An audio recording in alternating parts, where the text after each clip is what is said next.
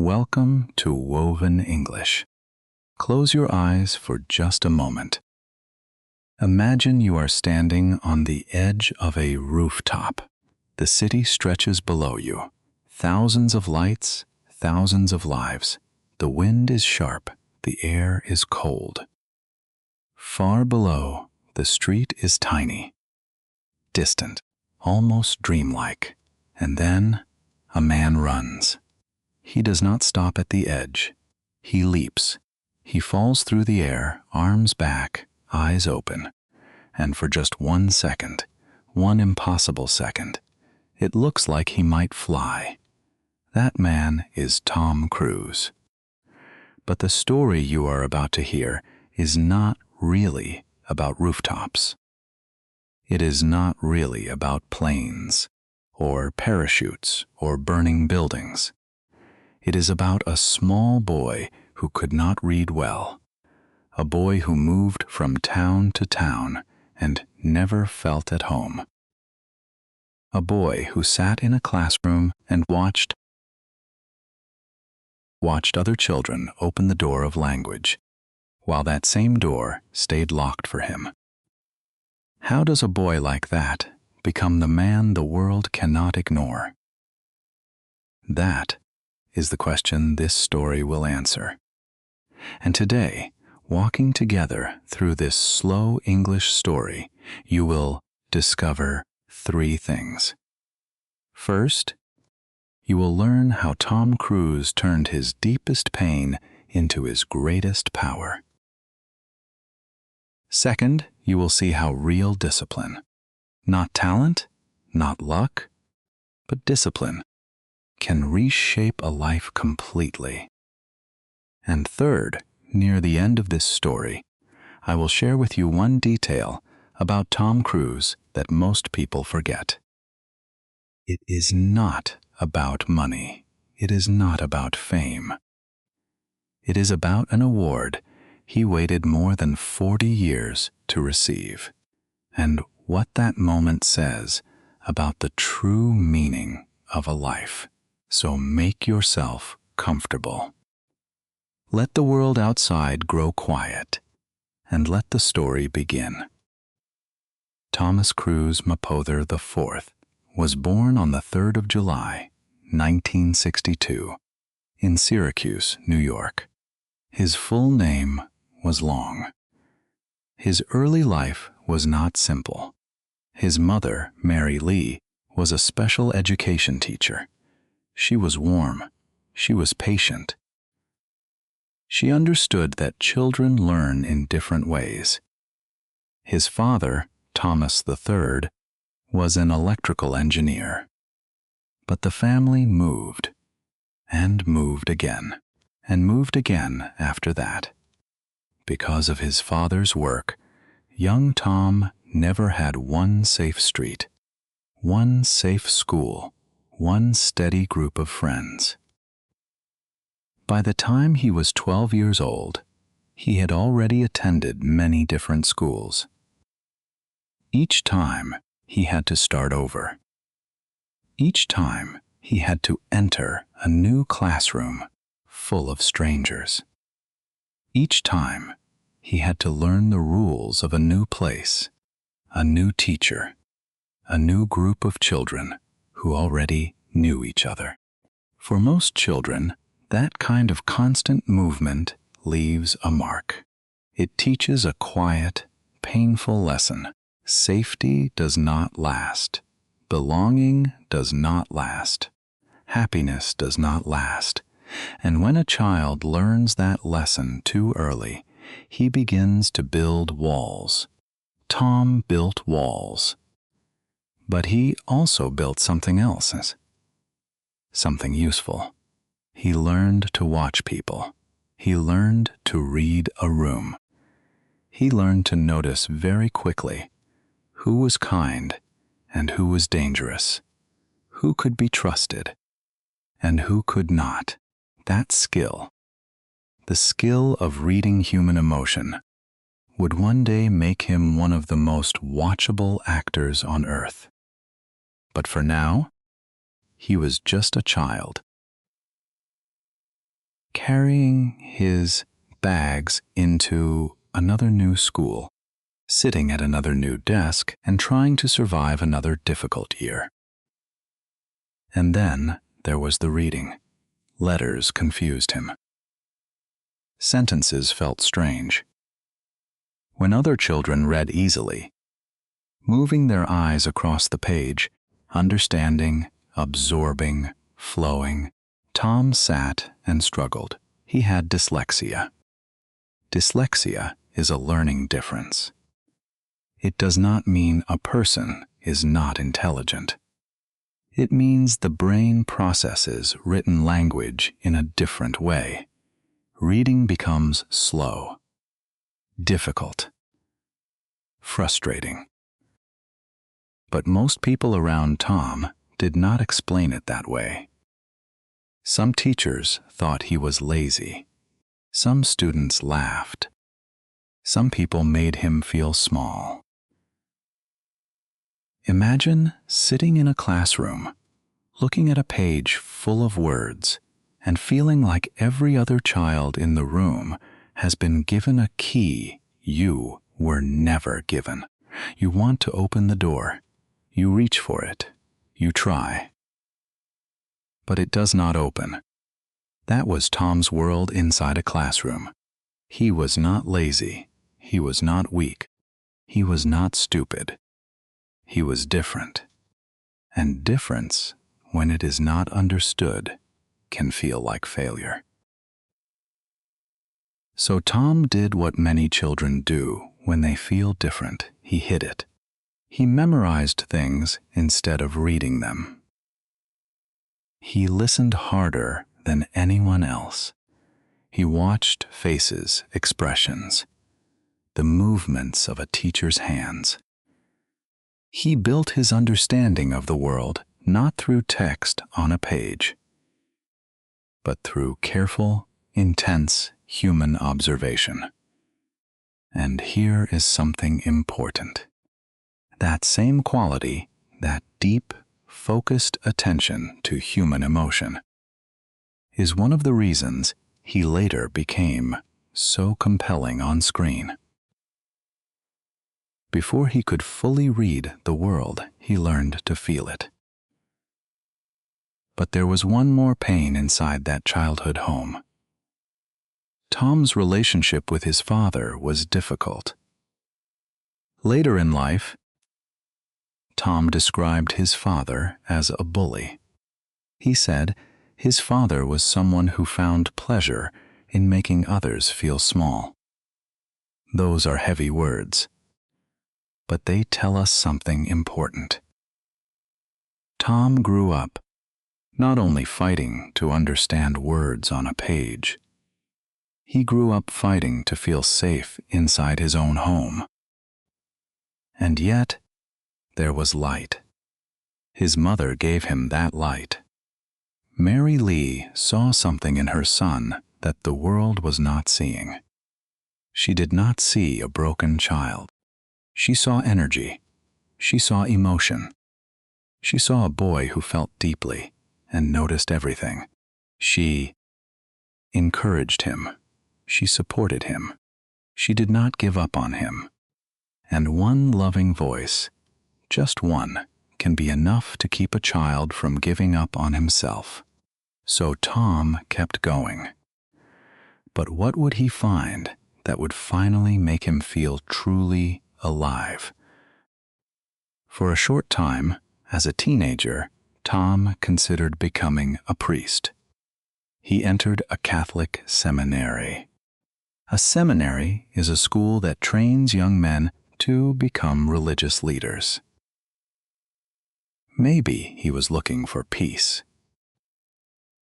Maybe he wanted structure and order in a life that had always been unpredictable. Maybe he wanted to believe in something larger than his pain, but the seminary was not his path. The path that was waiting for him arrived quietly, in a school hallway, in a classroom, on a small stage. Acting. One day, Tom discovered acting.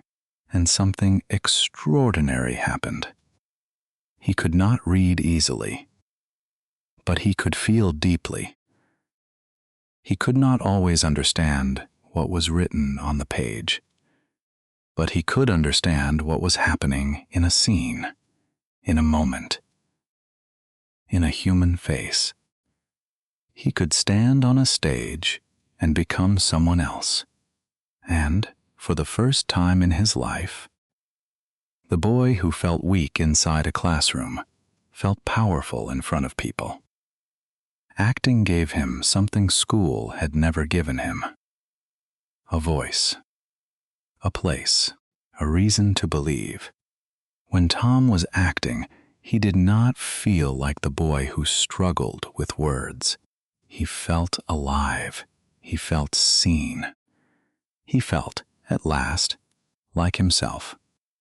That small feeling became a very large dream. If you enjoy stories like this, stories that teach English naturally through real human journeys, consider subscribing to Woven English. New stories arrive every week. At 18 years old, Tom made a brave decision. He would go to New York City. He would try to build a life as an actor. He did not come from a famous family. He did not have powerful connections. He did not have money. He had hunger. And sometimes, hunger is more powerful than everything else. Confidence says, "I know I can do this." Hunger says, "I must find a way." Tom arrived in New York with very little. The city was large, cold, fast, and difficult. Thousands of other young people had the same dream: a different face, a different accent, but the same fire in their eyes. And they all heard the same word again and again: "No, no, you are not right for this role. No, you are too young. No, you are not quite what we are looking for. No, we will call you." They did not call. For many people, that kind of rejection breaks something inside them. They begin to believe the no's. They begin to think, maybe I was wrong. Maybe the dream was foolish. Tom did not break. He practiced. He studied. He trained his voice, his body, his memory. He memorized lines with absolute precision, because reading a script quickly was still difficult. So he compensated by being more thorough than anyone else. He worked harder than the people around him, not because he was more talented, but because he knew he had to. In 1981, Tom appeared in a small role in a film called Endless Love. It was a beginning, a small door, but it opened. Then came Taps. And then, in 1983, Risky Business. There is one scene from Risky Business that people still talk about today. A young man slides across a wooden floor in white socks and a pink shirt, dancing with total freedom and joy. It was playful. It was bold. It was completely unforgettable. Suddenly, people across America were asking one question: who is this young actor? Hollywood had found a new face. But Tom did not want to be only a face. He wanted to prove he could carry a story. And then came the moment that changed everything. In 1986, Tom Cruise put on a leather jacket, stepped into a fighter jet, and introduced the world to Pete Maverick Mitchell. Top Gun. The film was enormous. The music was enormous. The feeling was enormous. Speed and sky and sunglasses and pride and the sound of jet engines. It became part of the culture of that decade. Tom Cruise was no longer rising. He had arrived. But fame, as many people discover, can be a dangerous gift. It can make a young person believe that the hard work is finished, that the door has been opened permanently, that the name is enough. Tom did not make that mistake.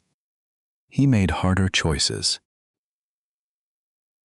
In Rain Man, he worked beside Dustin Hoffman, one of the most respected actors in Hollywood. Tom played the role of a sharp, self-focused businessman who slowly learns to feel. Then came Born on the 4th of July. This film was different from everything Tom had done before.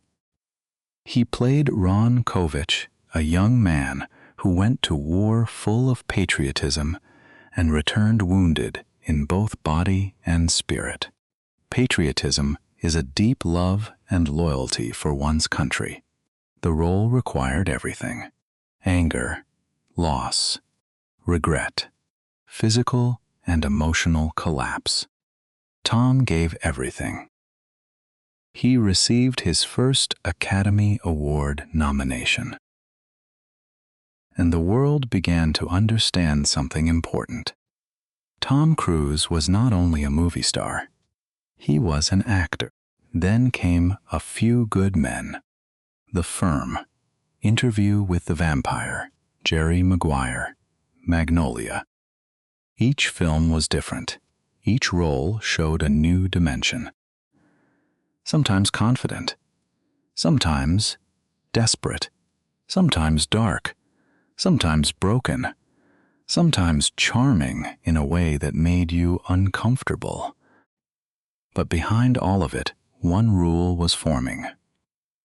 If he said yes to something, he gave it everything.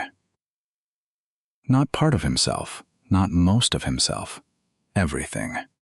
That became his identity. And then, in 1996, Tom Cruise made a decision that would reshape his entire career. He did not just star in Mission Impossible. He became one of its producers. This was unusual. Many actors wait. They wait for studios to offer them roles. They wait for scripts to arrive. They wait for someone else to decide their future. Tom did not want to wait. He wanted to help build the story. He wanted control over the experience. He wanted to make sure that what the audience received was worth their time. Mission Impossible was a massive success. But more than that, it became the platform for something that would define his legacy, his commitment to doing the real thing. You see, over the following decades, Tom Cruise began doing something that almost no major Hollywood actor was doing. He performed his own stunts, and not small ones. He climbed the exterior of the Burj Khalifa in Dubai. The Burj Khalifa is one of the tallest buildings in the entire world. He climbed the outside of it, with his real hands, his real body, the real wind. He held onto the side of a military cargo plane during takeoff, clinging to the door as it left the ground and climbed into the sky. He learned to fly helicopters. He performed a high-altitude skydive. He broke his ankle jumping between buildings during a stunt, but still continued filming the scene. He rode a motorcycle off a mountain cliff and opened a parachute as he fell through the air. Studios offered him safety. Digital effects could have replaced all of this. the technology existed. Tom said no. Why? Because for him, movies were a promise to the audience. When you buy a ticket, you give something. Your time, your attention, your willingness to believe. And Tom believed that if someone gives you those things, you must give them something real in return. But while his professional life was building towards something extraordinary, his personal life was far more complicated. Tom married actress Mimi Rogers in 1987. The marriage ended in 1990. He then married Nicole Kidman, one of the most celebrated actresses of her generation. Together, they adopted 2 children, Isabella and Connor. To the world outside, they looked like a perfect pair. But in 2001, the marriage ended. The public was shocked. The media asked questions. Magazines filled their pages with speculation. But some truths belong only to the people who lived them. Tom kept working. In 2005, he appeared on the Oprah Winfrey Show. He was in love. He had met Katie Holmes. And he expressed that love in a very large, very public, very unexpected way. The world watched. Some people smiled. Some people felt uncomfortable. And the media, which had loved Tom Cruise for 2 decades, began to change its tone. His membership in the Church of Scientology also became a subject of intense public debate. Tom had belonged to Scientology for many years. He credited the organization with helping him address his reading struggles. But many people outside the church were critical of it. Former members spoke against it. Journalists wrote difficult stories. Tom did not retreat. He stood by his beliefs. But the public conversation around him had shifted. In 2006, Tom and Katie had had a daughter, Suri. They married in Italy. For a brief time, it seemed like a new chapter. But in 2012, Katie Holmes filed for divorce. Since then, Tom's relationship with Suri has not often been visible to the public. We should speak carefully here. We do not know the full truth of a private family. We only see what surfaces. And what surfaces is not always the whole story. What we can say is this. For a man who had given so much to the world through his craft, Tom Cruise also carried something the camera never captured. He is not a perfect hero. He is not a simple story. He is a human being, complex, disciplined, devoted to his work, and carrying, somewhere underneath all of it, the same quiet weight we all carry. By the early 2010s, some people in Hollywood said his time had passed. They said he was too controversial. They said younger stars were rising. They said the era of the movie star was ending. Tom said nothing. He went to the training room. He ran. He planned. He prepared. The mission, impossible films, grew bigger. The stunts grew more extraordinary. And the people who had questioned him began to notice something they could not easily dismiss. This man cared more than almost anyone. That is hard to argue with. And then came the moment that proved something to the entire world. In 2022, Tom Cruise released Top Gun: Maverick. The world had just passed through something difficult. The pandemic had closed movie theaters for months. Streaming had grown enormous. Many people believed the traditional cinema experience was ending. Tom Cruise did not believe that. He held the film. He waited. He refused to release it quietly on a streaming platform.